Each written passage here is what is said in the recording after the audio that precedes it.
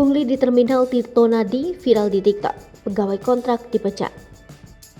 Seorang pegawai kontrak di Terminal Tirtonadi Solo, Jawa Tengah, kedapatan melakukan aksi pungli viral di media sosial. Video pendek yang tersebar di media sosial TikTok dengan akun @ingatnafas itu menunjukkan pegawai kontrak yang berinisial BP melakukan pengecekan berkas-berkas kendaraan, lalu menerima amplop pungli dari seseorang di kawasan Terminal Tirtonadi. Saat dikonfirmasi Kompas.com, Kepala Terminal Tirtonadi, Joko Sutrisno mengatakan, setelah viralnya video tersebut, pihaknya langsung melakukan penindakan terhadap BP. Joko melanjutkan, hasil dari asesmen dan klarifikasi, BP terancam dipecat dari pekerjaannya.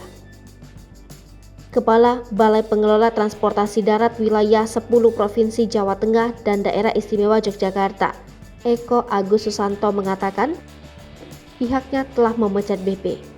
Eko menuturkan, surat tersebut berisi rekomendasi kontrak putus dan pemberhentian.